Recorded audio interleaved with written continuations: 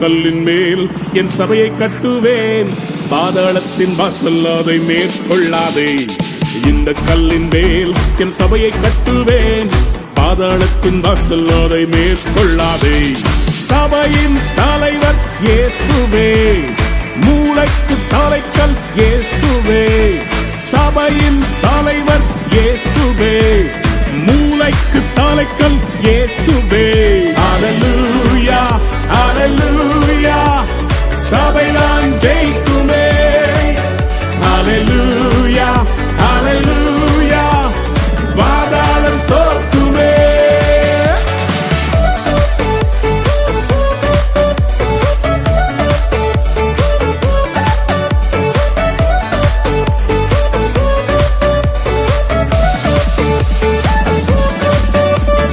ரத்தம் சிந்தி மீட்கப்பட்ட சபை இதுவே, சுத்தம் பெற கிறிஸ்து தந்த ஸ்தலம் இதுவே. ரத்தம் சிந்தி மீட்கப்பட்ட சபை இதுவே, சுத்தம் பெற கிறிஸ்து தந்த ஸ்தலம் இதுவே. சபைகளில் நிலை நாட்டினி, புது மனிதனாய் என்னை மாற்றினி, வாழ்க்கையை செழிப்பாக்கினி, கிருபையால் உயர்த்தினி, என்னை கிருபையால் உயர்த்தினே. இந்த கல்லின் மேல் என் சபையை கட்டுவேன், பாதாளத்தின் வாசல் அதை மேற்கொள்ளாதே. இந்த கல்லின் மேல் என் சபையை கட்டுவேன், பாதாளத்தின் வாசல் அதை மேற்கொள்ளாதே.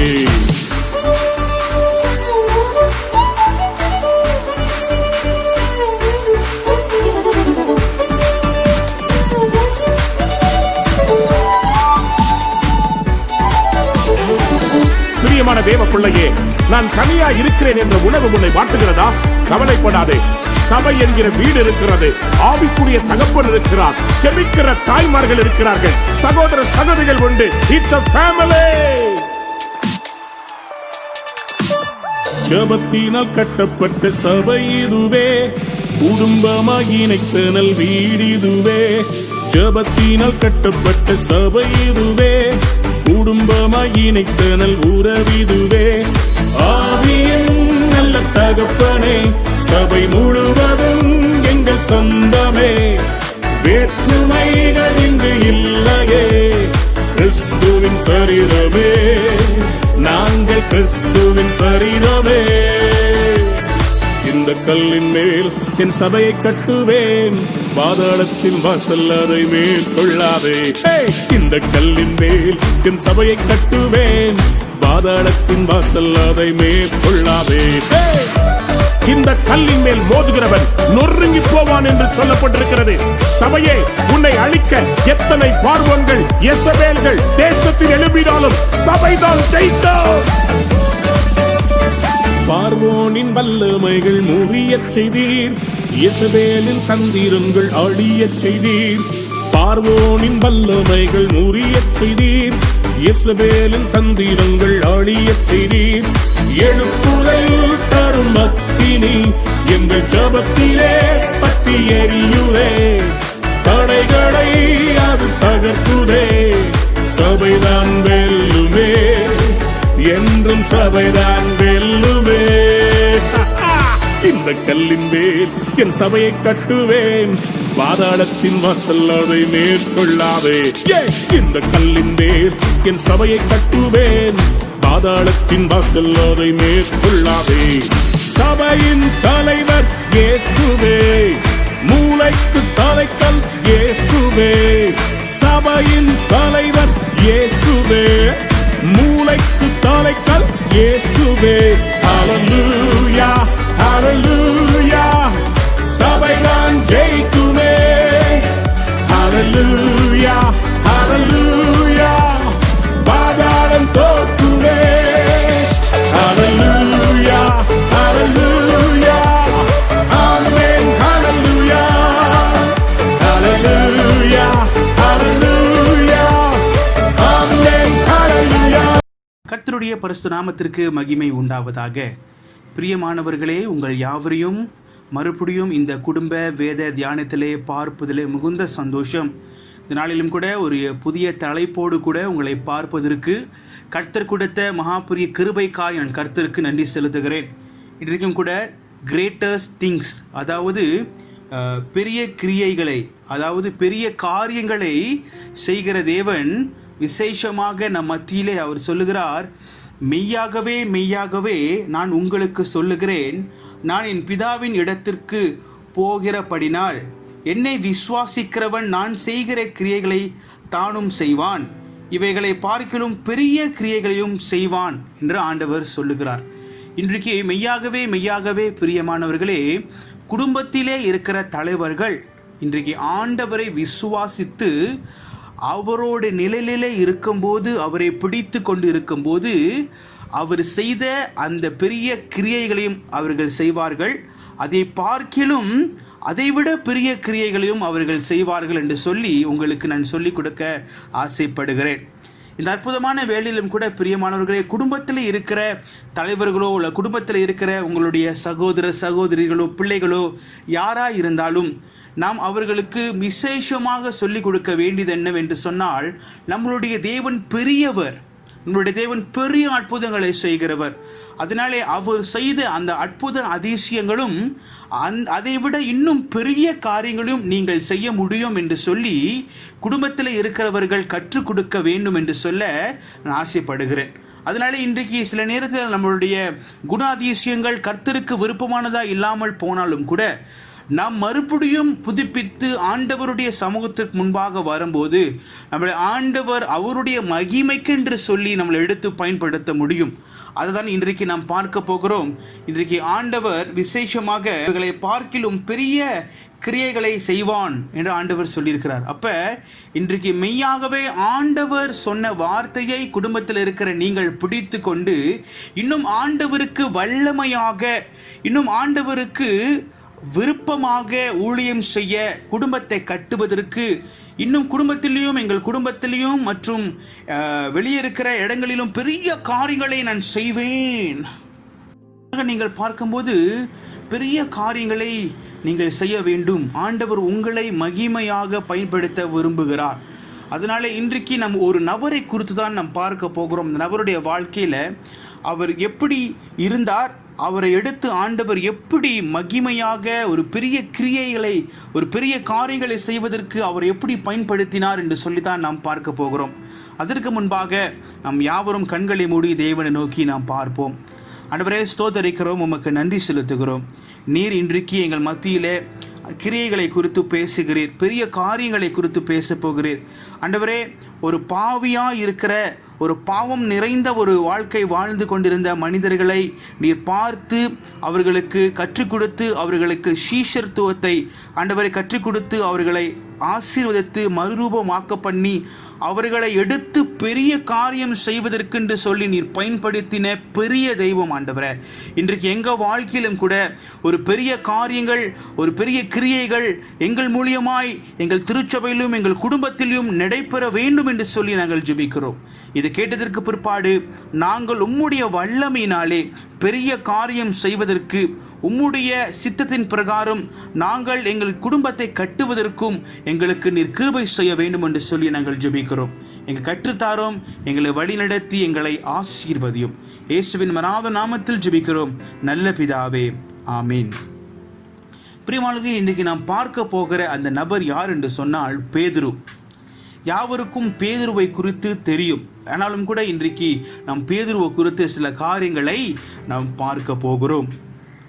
பேதுருடைய வாழ்க்கையை நீங்கள் பார்க்கும்போது மிகப்பெரிய ஒரு பாவம் செய்த ஒரு மனிதனாய் அவர் இருந்ததை நாம் வேதத்திலே பார்க்கிறோம். அப்புறம் ஆண்டவரை மறுதலித்த ஒரு மனிதன், ஆண்டவரை விசேஷமாக தெரிந்திருந்தாலும் கூட தெரியாது என்று சொல்லி அவர் மறுதலித்து வாழ்ந்த ஒரு மனிதனாய் அவர் காணப்பட்டார். அந்த இடத்திலும் கூட அவர் மிகப்பெரிய பாவங்களை செய்து வந்தவராகவும் கூட அவர் இருக்கிறார் என்று சொல்லி நாம் பார்க்கிறோம். இன்றைக்கு விசேஷமாக வேதத்தில் நீங்கள் பார்க்கும்போது மீனவர்களை குறித்து நாம் பார்க்கும்போது, மீனவர்கள் அந்த காலத்தில் மிக கோபக்காரர்கள் மற்றும் தகாத வார்த்தையை பேசுகிறவர்கள் என்று சொல்லி நாம் வேதத்தை ஆராயும் போது நாம் பார்க்கிறோம். விசேஷமாக இந்த காலகட்டத்தில் இவர்கள் மீனவர்களாக இருக்கிற இவர்கள் பள்ளிக்கூடத்துக்கு போகாதபடிக்கு படிப்பின் ஞானம் இல்லாத, கல்வி ஞானம் இல்லாதவர்களாக அந்த காலகட்டத்தில் இருந்தார்கள். ஆனாலும் கூட அவர்களுக்கு கல்வி இருந்தாலும் கூட அவர்கள் கைவேலை அதிகமாய் கற்றுக்கொண்டு மிகவும் கடினமாக வேலை செய்கிறவர்கள் மற்றும் மிக தைரியசாலி என்று சொல்லி நாம் பார்க்கிறோம். கடலுக்கு போவதும் மீன்களை கொண்டு வந்து மீன்களை விற்பதிலும் அவர்கள் மிக கெட்டிக்காரர்களாக அவர்கள் இருந்தார்கள். ஸோ அந்த காலகட்டத்தில் நீங்கள் பார்க்கும்போது நமக்கு தெரியும், அவர்கள் எதற்கும் பயப்படாதவர்கள் என்று சொல்லி நாம் இதில் மீனவர்களை குறித்து ஆராயும் போது நாம் பார்க்க முடியும். அந்த காலகட்டத்தில் நாம் பார்க்கும்போது ஆண்டவர் அந்த கெட்சமனி தோட்டத்தில் ஜெபித்து கொண்டிருக்கும் போது அந்த சோல்ஜருடைய காதையை அவர் அறுத்த அந்த கதை நமக்கு தெரியும். அந்த காதை அவர் அறுத்ததை நமக்கு தெரியும். அதை நீங்கள் பார்க்கும்போது விசேஷமாக அவர் எதற்கும் ஒரு பயப்படாத ஒரு மனிதன் என்று சொல்லி இது வெளிப்படுத்துகிறது என்று சொல்லி நாம் பார்க்கிறோம். எதற்கு நான் சொல்லுகிறேன் என்று சொன்னால், பேதுருவுடைய வாழ்க்கையின் ஆரம்பமானது அவர் he is not a perfect man. அவர் ஒரு சரியான ஒரு மனிதனாய் அவருடைய ஆரம்ப காலத்திலே அவர் இல்லை. அவருடைய காலமானது ஆரம்ப காலத்தில் அவர் அநேக விதமான சரியில்லாத ஒரு வாழ்க்கை வாழ்ந்து வந்த ஒரு மனிதன் என்று சொல்லி ஆராய்ச்சி பண்ணும்போது நாம் அநேக காரியங்களை நாம் பார்க்கிறோம் பிரியமானவர்களே. அடுத்தபடி நீங்கள் பார்க்கும்போது பேதுரு அவர் ஒரு பாவி என்று சொல்லி, அவர் பாவம் செய்தவர் என்று சொல்லி வேதத்திலே போடப்பட்டிருக்கிறதை நாம் பார்க்கிறோம். Peter was confessed himself as a sinful man. அவர் ஒரு பாவி, நான் பாவம் செய்தவர் என்று சொல்லி அவர் சொல்லுகிறதை நான் வேதத்திலே நாம் பார்க்கிறோம். அதற்கு முன்பாக வேதத்தில் நீங்கள் ஆராயும் போது மத்தியு, மார்க், லூக்கில் பேதுருவை வந்து is a very first disciple called on by Jesus. அவர் தான் முதல் ஆண்டவரால் அழைக்கப்பட்ட முதல் சீஷர் என்று சொல்லி நமக்கு தெரியும்.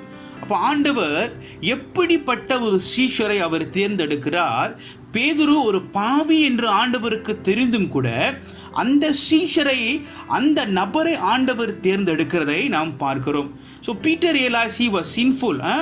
அவர் சொல்லுகிறார், லூக்கா 5ஆம் அதிகாரம் 8வது வசனத்தை நீங்கள் வாசிக்கும் போது இதில் நாம் பார்க்கலாம். வேதம் தெளிவாக சொல்லுகிறது. அதுக்கு சீமோன் பேதுரு சொல்லுகிறார், ஆண்டவரே, நான் பாவியான மனுஷன், நீர் என்னை விட்டு போக வேண்டும் என்றான்.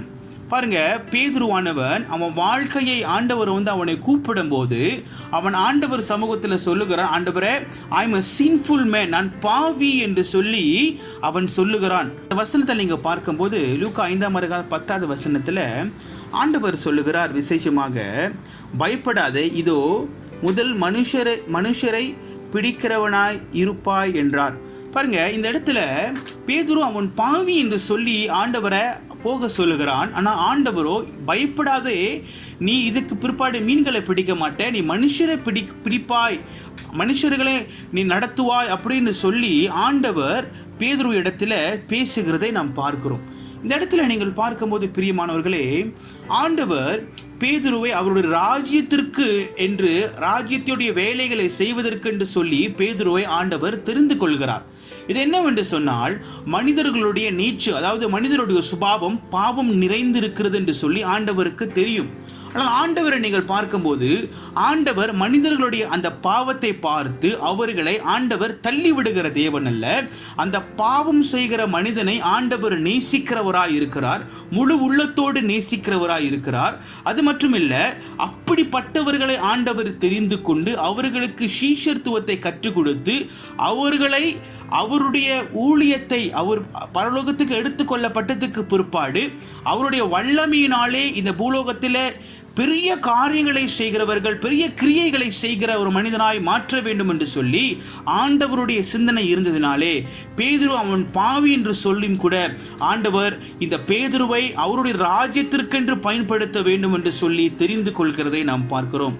இன்றைக்கு பிரியமானவர்களே, குடும்பத்தில் இருக்கிற தலைவர்களோ, குடும்பத்தில் இருக்கிற பிள்ளைகளோ, குடும்பத்தில் இருக்கிற தாய் தகப்பனுங்களோ, நாம் பாவம் செய்திருக்கிறோம் என்று சொல்லி, நாம் பாவம் செய்து விட்டோம் என்று சொல்லி வருந்தி நாம் பாவத்தில் இருந்து நாம் இதுக்கு மேலே இந்த ஊழியங்களை செய்ய முடியாது என்று சொல்லி நீங்கள் இருக்காதபடிக்கு நீங்கள் வருந்தி உங்களோட பாவத்தை, உங்களுடைய மிஸ்டேக்ஸ் இது எல்லாத்தையுமே நீங்கள் ஆண்டவருடைய பாதரையில் வைத்துவிட்டு, ஆண்டவரே என்னை மன்னியும் என்று சொல்லி அவருடைய ராஜ்யத்தை கட்டுவதற்கு நீங்கள் உங்களை ஆயத்தப்படுத்தும் போது நிச்சயமாக ஆண்டவர் உங்களை கொண்டு உங்கள் குடும்பத்தை கட்டுவார், உங்களை கொண்டு திருச்சபையிலே ஒரு ஊழியத்தை கட்டுவார். உங்களை கொண்டு மற்றும் உங்களுடைய பட்டணத்திலே வட்டாரத்தில் இருக்கிற குடும்பங்களை கட்டுவதற்கு உங்களை கொண்டு ஆண்டவர் பெரிய காரியங்கள் செய்வார் என்று சொல்லி நாம் பார்க்கிறோம். பிரியமானவர்களே, பேதுரு நீங்க பார்ப்பீங்கன்னா Peter continued to make a mistake time and again. மறுபடியும் பேதுரு தவறுகள் செய்தார். ஆனாலும் ஆண்டவர் மறுபடியும் சொல்லுகிறேன், பேதுருவை நேசித்து முழு இதயத்தோடு அவனை ஆண்டவர் நேசித்து அவனை ராஜ்யத்திற்கென்று பயன்படுத்துகிறார். அப்படி என்று சொன்னால் ஆண்டவர் நீங்கள் செய்கிற பாவங்களை கண்டு உங்களுக்கு மறுபடியும் ஒரு சந்தர்ப்பத்தை கொடுத்து நீங்கள் மனம் திரும்புவீர்கள் என்று சொல்லி ஆண்டவர் உங்களுக்கு அந்த சந்தர்ப்பத்தை கொடுக்கும்போது குடும்பத்தில் இன்றைக்கு நீங்கள் உங்கள் குடும்பத்தை கட்டுவதற்கு இந்த சந்தர்ப்பத்தை நீங்கள் பயன்படுத்தி கொள்ள வேண்டும். பிரியமானவர்களே, பாருங்க, பேதுருவுக்கும் ஆண்டவருக்கும் இருந்த அந்த உறவானது அது ஒரு சிறந்த ஒரு உறவாய் அது இருந்தது என்று சொல்லி நாம் பார்க்கிறோம். ஆண்டவர் பேதுருவை அதிகமாய் நேசித்தபடினாலே பேதுரு ஆண்டவருடைய இடத்திலே அவன் ஆண்டவருடைய காரியத்தை சில காரியங்களை புரிந்து கொண்டான், சில காரியங்களை புரிந்து கொள்ள முடியவில்லை. ஆனாலும் அவன் ஆண்டவரோடு கூட இருந்த அந்த உறவானது அந்த உறவு அந்த காலத்திலே அது உண்மையாக இருந்தது என்று சொல்லி நாம் பார்க்கிறோம்.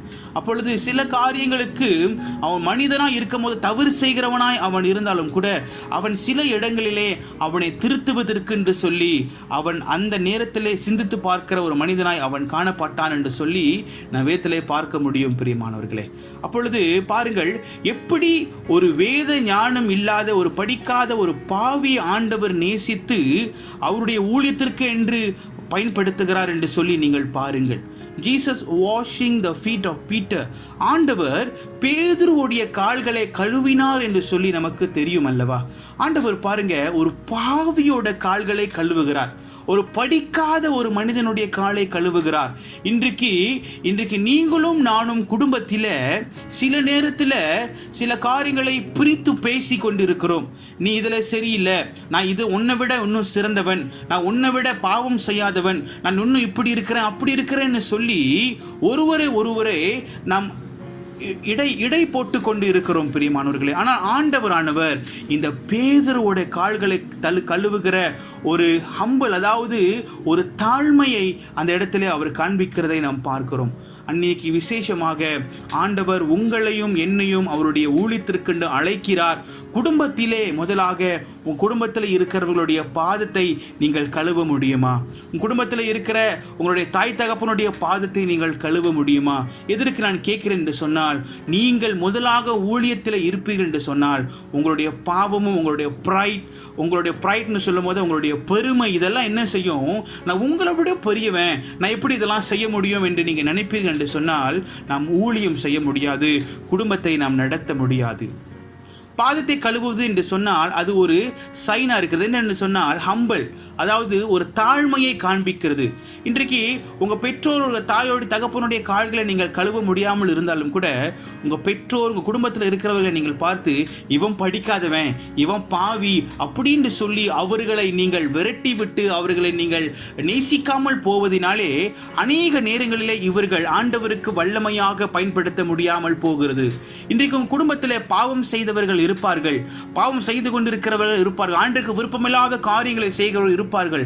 அவர்களை நீங்கள் நேசிக்க வேண்டும், ஆண்டவருடைய அன்பை நீங்கள் அவருக்கு காண்பிக்க வேண்டும். அப்பொழுதுதான் பிரியமானவர்களே அவர்கள் மனம் திரும்பி ஆண்டவருடைய சமூகத்திற்கு முன்பாய் வர முடியும். பேதுரு ஒரு பாவி என்று சொல்லும் கூட ஆண்டவருடைய பாதத்தை கழுவுகிறார் என்று சொன்னால், இந்த குடும்ப தலைவியா இருக்கிற நீங்கள் உங்கள் குடும்பத்தை கட்ட வேண்டும் என்று சொன்னால், முதலில் உங்கள் குடும்பத்திலே உங்கள் பிள்ளைகளோ யார் இவர்களோ ஆண்டவருக்கு விருப்பமில்லாத காரியங்களை செய்தால் நீங்கள் ஆண்டவரை போல உங்களை தாழ்த்தி ஆண்டவருக்கு ஒரு சிறந்த ஒரு விசேஷமான ஒரு எக்ஸாம்பிளாக அவர்களுக்கு முன்பாக நீங்கள் உங்களை காண்பிக்க வேண்டும். அப்பொழுதுதான் அவங்களுடைய இருதயங்கள் அது மாறுவதை நாம் பார்க்க முடியும். அந்த இடத்துல பாருங்க, பேதுரு அவன் பாவி என்று சொன்னதுக்கு பிற்பாடு ஆண்டவர் பேதுருடைய கால்களை கழுவுவதற்கு முடியும் என்று சொன்னால் அந்த இடத்துல பேதுருடைய இருதயம் எப்படியா இருந்திருக்கிறோம்? நிச்சயமாகவே பேதுரு சந்தோஷப்பட்டிருப்பானா இல்லையா? விசேஷமாக பேதுரு அங்க அந்த காலத்தில் எப்படி இருந்திருப்பாரு? ஐயோ, ஒரு பாவியான என்னை மீட்க வந்திருக்கிறாரு, வந்திருக்கிறாரே, இவர்தான் உண்மையான மெஸ்ஸாயா என்று சொல்லி பேதுருக்கு எவ்வளவு சந்தோஷமா இருந்திருக்கிறோம். இன்னைக்கு விசேஷமாக அநேக பாவம் செய்கிறவர்களுக்கு நாம் உதவி செய்யாமல் போவதனாலே, நம் குடும்பத்துக்குள்ளாகவே நம் அநேக பிரிவினைகள் இருப்பதினாலே, இவங்க கூட சம்பாதிச்சிட்டாங்கன்னா குறைவா சம்பாதிக்கிறவங்களை பார்த்து ஒரு நக்கலான ஒரு சிரிப்பு சிரிக்கிறாங்க. ஒரு கூட படித்தவங்க வீட்டில் குறைவா படித்தவங்க இருப்பாங்கன்னு சொன்னால் அவங்கள கேலி பண்ணுறது, அவங்கள ஒரு மாதிரி இலக்காரமாக பார்க்கறது, இவ்விதமான குணங்கள் எல்லாம் நீங்கள் நிறுத்திவிட வேண்டும். இன்றைக்கு ஆண்டவர் அப்படி நினைச்சிருந்தா உங்களுக்கு நல்ல படிப்பு கொடுத்திருக்க முடியாது, உங்களை ஆண்டவர் நடத்திருக்க முடியாது. நீங்க சொல்ல முடியும், நான் படித்தேன். நீங்க படிச்சீங்கன்னா அதுக்கு காரணம் ஆண்டவர் உங்களுக்கு கொடுத்த பலத்தை கொண்டு தான் நீங்க படிச்சீங்க. ஆண்டவர் உங்களுக்கு கொடுத்த கிருபையை கொண்டு தான் நீங்க வாழ்ந்தீங்க. ஆண்டவர் கொடுத்த ஆசீர்வாதத்தை கொண்டு தான் நீங்க மேற்கொண்டு வந்தீங்க. உங்க சொந்த பலத்தினாலும் உங்க சொந்த பணத்தினாலும் நீங்க எதுவுமே செய்யவில்லை. அதனால இன்றைக்கு பாவம் செய்தவர்களோ குறைவா படித்தவர்களை கண்டு ஒரு விதமான கேலியோ ஒரு விதமான கீழான ஒரு பார்வையோ பார்க்காதபடிக்கு இருக்கவன் தான் உண்மையாக ஆண்டவருக்கு கனமான ஒரு ஊழியனாக அவன் இருக்கிறான். பிரியமானவர்களே, அப்படிதான் ஆண்டவர் இருந்தார். பூமியில வந்து பாவிகளை இலக்காரமாய் பார்க்கவில்லை, படிக்காதவர்களை இலக்காரமாய் பார்க்கவில்லை. அவர்களை ஆண்டவர் சந்தோஷமாக வர வைத்தார், அவருடைய ராஜ்யத்தை கட்டுவதற்கென்று பயன்படுத்தினார். அப்படிப்பட்ட ஒரு சிந்தனை உடைய தலைவர்களாக, குடும்பத்தின் தலைவர்களாக நீங்கள் இருக்கும்போது, நீங்கள் திருச்சபைக்கு வரும்போதும் கூட திருச்சபை அப்படிப்பட்டவர்கள் இருந்தாலும் நீங்கள் சரியான ஒரு முறையில் நடத்தக்கூடிய வல்லமையை கர்த்தர் உங்களுக்கு கொடுப்பார். பிரியமானவர்களே, அடுத்தபடியா நீங்கள் பார்த்தீங்கன்னா பேதுரு ஆண்டவரை பின்தொடர்வதில் கொஞ்சம் கொஞ்சமாக முதிர்ச்சி அடைகிறதை நாம் பார்க்கிறோம். பேதுரு குறித்து நமக்கு தெரியும், பேதுருடைய விசுவாசமானது ஒரு சிறிய விசுவாசமாய் அந்த காலகட்டத்திலே காணப்பட்டது. அவன் ஆண்டவரோடு கூட அவன் அந்த தண்ணீரிலே அவன் நடந்தது நமக்கு தெரியும். அப்பொழுது அவன் கொஞ்சம் தூரம் நடந்து வரும்போது அவன் ஒரு விதமான ஒரு சந்தேகம் அவனுக்கு வரும்போது அவன் முழுகி போனது நமக்கு தெரியும். அப்பொழுது அந்த இடத்துல ஆண்டவர் பேதுருவை காப்பாற்றினார். இந்த இடத்துல என்ன சொல்ல வருகிறேன் என்று சொன்னால், Jesus saves him of a little faith. அவனுக்கு சிறிய விசுவாசம் இருந்தாலும் கூட அந்த விசுவாசம் ஆண்டவர் சொல்லுகிறார் என்று சொல்லி ஒரு 2-3 ஸ்டெப் எடுத்து வச்சான் பார்த்தீங்களா? அந்த 2-3 ஸ்டெப் அது இந்த லிட்டில் ஃபேத் ஒரு சிறிய ஒரு விசுவாசத்தை காண்பிக்குது. இன்னைக்கு அநேக குடும்பத்தில் ஒரு 2-3 பாதடியை கூட ஆண்டவருக்கு என்று சொல்லி விசுவாசத்தில் எடுத்து வைக்காதபடிக்கு நம்ம இருக்கிறோம். ஆண்டவர் சொல்லுகிறார் என்று சொல்லி கொஞ்சம் கூட விசுவாசம் இல்லாதபடிக்கு சில குடும்பங்களிலே நாம் வாழ்ந்து கொண்டு இருக்கிறோம். பிரியமானவர்களே, அந்த சிறிய விசுவாசம் உங்களுக்கு இருந்ததுன்னா ஆண்டவர் அந்த சிறிய விசுவாசத்தை உங்கள் வாழ்க்கையில ஒரு பெரிய விசுவாசத்தை குறிய ஒரு காரியத்தை உங்க வாழ்க்கையில கொடுக்க முடியும். இன்னைக்கு நமக்கு சிறிய விசுவாசம் இல்லாமல் இருப்பதனால தான் பெரிய காரியங்கள் ஆண்டவர் நம்ம வாழ்க்கையில செய்ய முடியாமல் போகிறது, பெரிய கிரியைகள் நம்ம வாழ்க்கையில வர முடியாமல் போகிறது. என்று சொன்னால் நம் குடும்பத்தில் இருக்கிற தலைவர்களோ குடும்பத்தில் இருக்கிறவர்களுக்கோ அந்த சிறிய விசுவாசம் ஆண்டவர் இதை செய்ய சொல்லுகிறார், நாம் செய்வோமே என்று சொல்லி அந்த சிறிய விசுவாசம் இல்லாமல் போவதனாலே கிரியை நடக்காமல் போகுது. ஆனால் பேதுருடைய வாழ்க்கையில பார்த்தீங்கன்னா அந்த சிறிய விசுவாசமானது அவனை காப்பாற்றினது அந்த நேரத்தில் என்று சொல்லி நாம் பார்க்கிறோம். பிரியமானவர்களே, பேதுருடைய வாழ்க்கையில நீங்க பார்க்கும்போது அவன் ஒரு முதிர்ச்சி அடைந்து கொண்டு இருந்த அந்த காலகட்டத்திலும் கூட அவன் விசேஷமாக அவன் ஆண்டவரை அவன் கொஞ்சம் கொஞ்சமாக அவன் தெரிந்து கொண்ட முயற்சிகளை அவன் எடுத்துக்கொண்டு இருந்தான். அந்த காலகட்டத்தில் பார்த்தீங்கன்னா ஆண்டவர் அவரோட மரணத்தை குறித்து சொல்லும் போது அதை புரிந்து கொள்ள முடியாதவனாய் அவன் அந்த இடத்துல நின்றான். ஆனாலும் கூட ஆண்டவரை பிடிப்பதற்கு முன்பாக, சிலுவை கொண்டு போவதற்கு முன்பாக, அதற்கு முன்புக்கு நடக்கிற சம்பவங்கள் பார்த்தீங்கன்னா, கோழி கூவதற்கு முன்பாக, சேவல் கூவதற்கு முன்பாக 3 முறை அவன் என்னை மறுதளிப்பான் என்று சொன்ன வண்ணமாக 3 முறை ஆண்டவரை யார் என்று தெரியாது என்று சொன்ன ஒரு மனிதனாக பேதுரு இருந்ததை நாம் பார்க்கிறோம். இங்கே பார்க்கும்போது ஆண்டவருடைய அவனோட வளர்ச்சிக்குள்ளாக கொஞ்சம் கொஞ்சமாய் வந்தாலும் கூட அந்த இடத்திலும் சில பாவங்களும் குற்றங்களையும் செய்து கொண்டுதான் பேதுரு இருக்கிறதை நாம் பார்க்கிறோம். எதற்கு இது நான் சொல்லுகிறேன் என்று சொன்னால், இப்படிப்பட்ட ஒரு மனிதன் திடீர்னு சொல்லி ஒரு பெரிய காரியங்கள், பெரிய கிரியைகளை செய்வதற்கென்று சொல்லி ஆண்டவர் அவனை பயன்படுத்த முடிகிறது என்று சொன்னால் அதற்கு காரணம் என்ன? அந்த நேரத்தில் ஆண்டவர் இந்த பூமியை விட்டு போகும்போது ஆண்டவர் யாரெல்லாம் தெரிந்து கொண்டிருக்கிறாரோ அவர்களை கொண்டு பெரிய காரியம் செய்வேன் என்று சொல்லுகிறார். இன்றைக்கு நம் ஒரு முயற்சி எடுத்து ஆண்டவருடைய பெரிய காரியம் நாம் செய்ய வேண்டும் என்று சொல்லி நாம் முன் நிற்கிறோமா? நாம் முன்னுக்கு வராமல் போவதனாலே, நாம் முன்னுக்கு ஆண்டவரோடு இல்லாமல் போவதனாலே நம் குடும்பத்திலையும் நம் வாழ்க்கையிலும் பெரிய காரியங்கள் செய்ய முடியாமல் போகிறது பிரியமானவர்களே. நீங்க பார்க்கும்போது பெரிய காரியங்களை ஆண்டவர் பேதுருவை கொண்டு செய்கிறதை நாம் பார்க்கிறோம். எப்படி பாருங்க, these unschooled men spoke with boldness. பள்ளிக்கூடத்துக்கே போகாத, ஒரு ஸ்கூலுக்கு போகாம ஒரு ஞானம் இல்லாத ஒரு மனிதன் அவன் ஆண்டவருக்காக ஜனங்கள் மத்தியில இருந்து அவன் பேசுகிறான். அவன் தைரியமாக அநேக ஜனங்களுக்கு மத்தியில அவன் பேசுகிறான். ஆண்டவருடைய நல்ல செய்திகளை, ஆண்டவருடைய செய்தியை அவன் பேசுகிற ஒரு மனிதனாய் இருக்கிறான். அதை கண்டு அநேகர் இந்த தேவனை ஏற்றுக்கொள்வதற்காக முன் வருகிறதை நாம் பார்க்கிறோம். பிரியமானவர்களை, விசேஷமாக ஒரு பெரிய கிரியைகளை ஆண்டவர் செய்வீர்கள் என்று சொன்னதை முதலாக பேதுருடைய வாழ்க்கையில இங்கே நாம் பார்க்கிறோம். இப்படிப்பட்ட ஒரு காரியத்தை நம் ஆண்டவர் கூட செய்ய கிடையாது. ஆனால் ஆண்டவர் பேதுருவை கொண்டு இந்த பூமியிலே நீங்கள் இருக்கும்போது சாட்சியாக பெரிய காரியங்கள் செய்வீர்கள் என்று சொன்னதை பேதுருடைய வாழ்க்கையில இப்படிப்பட்ட ஒரு காரியத்தை அப்போஸ்தலர் புஸ்தகத்தில் நீங்க வாசிக்கும் போது திரளான கூட்டங்களை அவன் ஆண்டவருடைய வார்த்தையை சொல்லி அநேக ஜனங்கள் ஆண்டவரை சொந்த இரட்சகராய் மனம் திரும்பி ஏற்றுக்கொள்கிறதை நாம் பார்க்கிறோம். அவனுடைய 30 வருட காலங்கள் ஊழிய கட்டத்தில் நீங்க பார்க்கும்போது ஆண்டவர் ராஜ்யத்திற்கு என்று சொல்லி பெரிய அற்புத அதிசயத்தின் காரியங்களை அவன் அந்த இடத்துல செய்கிறதை நாம் பார்க்கிறோம். அந்த இடத்துல ஆண்டவருடைய வார்த்தையை கொண்டு போய் அநேக ஜனங்களுக்கு சொல்லி அவர்களுடைய ஆவியில் மரிக்காதபடிக்கு, அவங்க வாழ்க்கை மரித்து போகாதபடிக்கு அவர்களை காப்பாற்றுவதற்கு, அவர்கள் அநேக பிரச்சனையில மாட்டிக்கொண்டிருந்த ஜனங்களுக்கு ஆண்டவருடைய வார்த்தையை சொல்லி அவர்களை வழி நடத்துகிற ஒரு பெரிய ஆசீர்வாதமுடைய ஒரு ஊழியனாக அவர் மாறுகிறதை நாம் பார்க்கிறோம். பிரியமானவர்களே, பேதுருடைய பிரசங்கத்தை கண்டு 3000 பாவிகள் 3000 ஜனங்களை அவன் மனம் திரும்ப வைத்து அந்த நாளிலே ஒரு பெரிய அற்புதத்தின் காரியங்களை செய்கிறதை நாம் பார்க்கிறோம். ஆண்டவருடைய நாமத்திற்கு மகிமையை அந்த இடத்துல கொண்டு வருகிறதை நாம் பார்க்கிறோம். அப்போஸ்தலர் புஸ்தகம் 5ஆம் அதிகாரம் 13-16 வசனத்தை வாசிக்கும் போது நாம் பார்க்கிறோம். பிரியமானவர்களே, பெரிய காரியம் செய்வது என்று சொன்னால் நம்மளுடைய சொந்த முயற்சியிலே செய்வதல்ல. சில இடத்துல ஆண்டவர் என்னை விட பெரிய காரியம் நீங்க செய்வீங்க, பெரிய கிரியைகளை செய்வீங்க என்று சொல்லும் போது நம்ம நினைச்சு கொள்கிறோம், ஆண்டவர் நம்மளை விட, அவரை விட நம்ம பெரிய காரியம் செஞ்சிருவோம், அப்ப ஆண்டவரை விட நம்ம மிஞ்சிக்கிட்டோம் அப்படின்னு நினைக்கிறோம். அப்படி இல்லைங்க. ஆண்டவரை விட பெரிய காரியம் என்று சொன்னால் ஆண்டவருடைய வல்லமையை கொண்டு நீங்கள் பெரிய காரியம், அப்படின்னா ஆண்டவருடைய அனுமதி, ஆண்டவருடைய ஆசீர்வாதம், ஆண்டவருடைய வழிநடத்தல் மூலியமாக தான் அந்த பெரிய காரியங்களை நீங்க செய்றீங்க.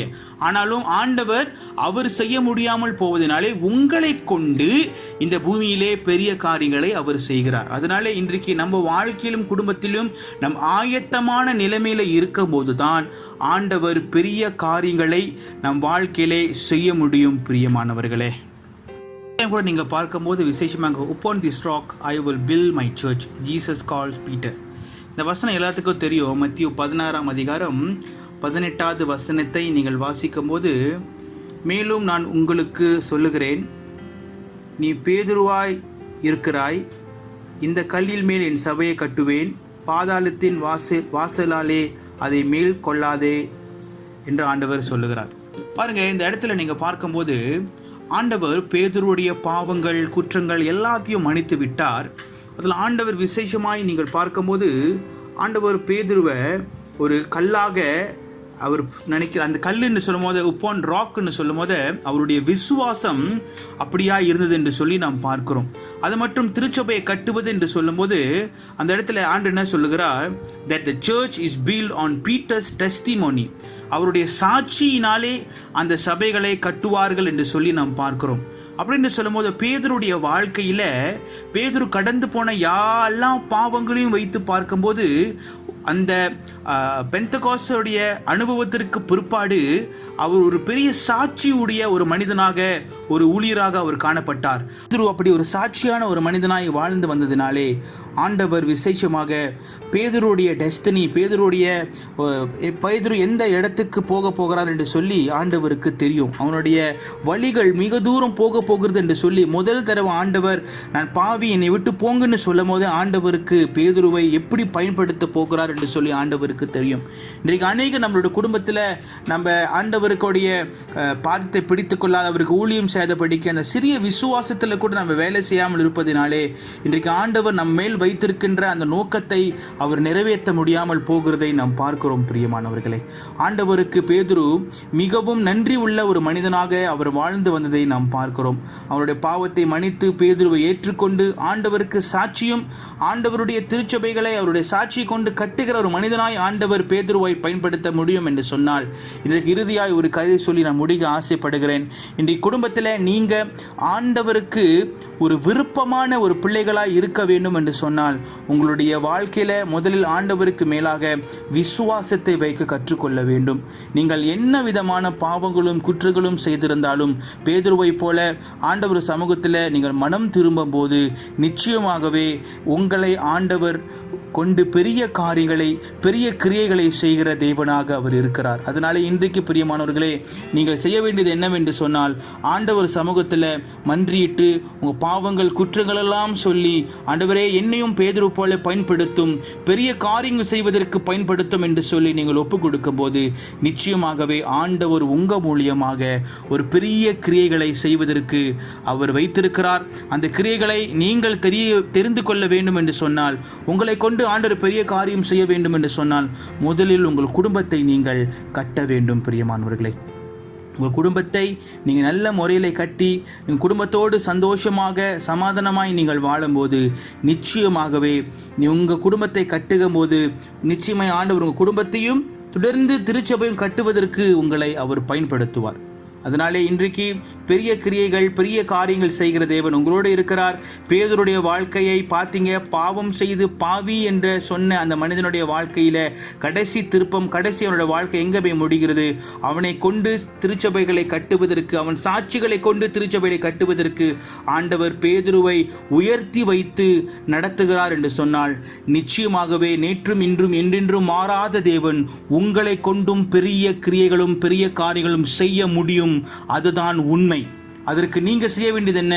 ஆண்டவருக்கு பிடித்த வாழ்க்கையை வாழுங்க, ஆண்டவருக்கு சாட்சி உள்ள காரியங்களை பேசுங்க, ஆண்டவருக்கு சாட்சி உள்ள காரியங்களை குடும்பத்தில் நீங்கள் செய்யும் போது நிச்சயமாகவே பெரிய காரியங்களை செய்வதற்கு உங்களை ஆண்டவர் பயன்படுத்துவார். அதனால இன்றைக்கு குடும்பங்கள் சந்தோஷமாக இருக்க வேண்டும், உங்கள் குடும்பத்தில் பெரிய காரியம் நடக்க வேண்டும் என்று சொன்னால், நீங்கள் ஆண்டவர் சமூகத்துக்கு முன்பாய் திரும்பி ஆண்டவரை பாருங்க, பாவ மன்னிப்பை கேட்டு ஆண்டவரை ஏற்றுக்கொள்ளுங்க. யாரெல்லாம் ஆண்டவரை விசுவாசிக்கிறார்களோ, வார்த்தை சொல்லுகிறது, மெய்யாகவே மெய்யாகவே நீங்கள் ஆண்டவரை விசுவாசித்தால் அவர் செய்த கிரியைகளும் அதை விட பெரிய கிரியைகளும் செய்வதற்கு ஆண்டவர் உங்களை பயன்படுத்துவார். கர்த்தர் உங்களை நேசிக்கிறார். தொடர்ந்து இந்த வார்த்தையை பிடித்து கொள்ளுங்க, ஆண்டவரோடு கூட நீங்கள் நெல்லுங்க. நிச்சயமாய் ஆண்டவர் உங்கள் குடும்பத்தையும் திருச்சபையும் மற்றும் உங்களை கொண்டு பெரிய காரியங்களும் அவர் செய்ய வல்லவராய் இருக்கிறார். கண்களை மூடி நாம் ஜெபம் செய்வோம். ஸ்தோத்திரம் ஆண்டவரே, உமக்கு நன்றி. இன்றைக்கு பெரிய கிரியைகள், பெரிய காரியங்கள் செய்வது குறித்து எங்கள் மத்தியில் பேசினீர், அதற்காக நன்றி.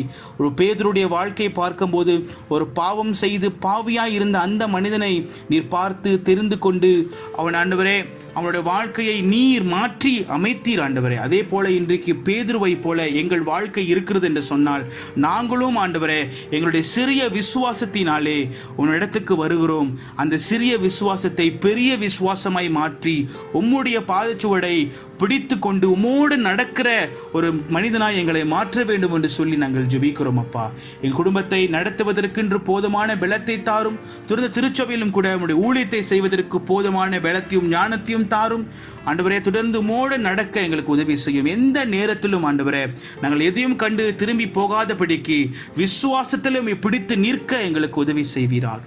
ஆண்டவரே, நாங்கள் உமக்கு உடையவர்கள், எங்களை கொண்டு பயன்படுத்தி ஆசீர்வதியும் ஆண்டவரே. ஒப்பு கொடுக்கிறோம். தொடர்ந்து இந்த வார்த்தையானது எங்கள் உள்ளத்தில் பேசி இருக்கிறது, அதற்காக நன்றி.